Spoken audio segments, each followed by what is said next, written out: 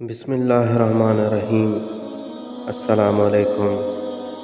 رزق کی خاطر ایمان ترک کرنے والوں سنو، رزق تو انسان کو ایسے تلاش کرتا ہے جیسے مرنے والے کو موت۔ اگر خدا تمہاری دعائیں پوری کر رہا ہے تو وہ تمہارا یقین بڑھا رہا ہے، اگر دعائیں پوری کرنے میں دیر کر رہا ہے تو وہ تمہارا صبر بڑھا رہا ہے، اگر تمہاری دعاؤں کا جواب نہیں دے رہا ہے تو وہ تمہیں آزما رہا ہے۔ وہ شخص راہ خدا میں جان دینے والے سے زیادہ جزا کا مستحق ہے جو گناہ پر قدرت رکھتے ہوئے بھی اس سے دور رہے۔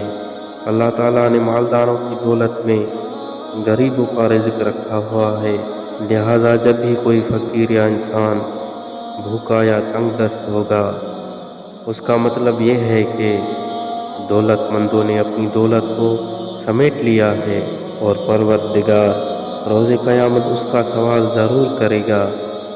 لوگوں کو اس طرح معاف کرو جیسے تم خدا سے امید رکھتے ہو کہ وہ تمہیں معاف کرے گا۔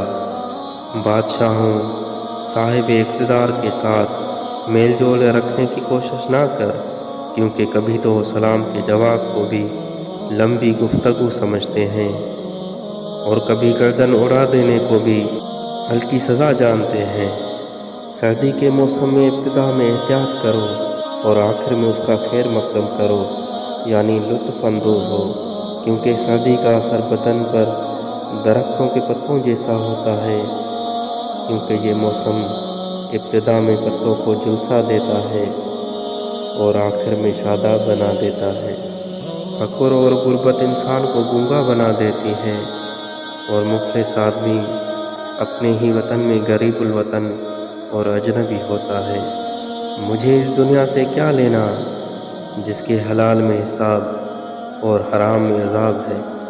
مجھے عبادت میں دو چیزیں بہت پسند ہیں، سرد موسم میں فجر کی نماز اور گرم موسم میں رمضان کے روزے۔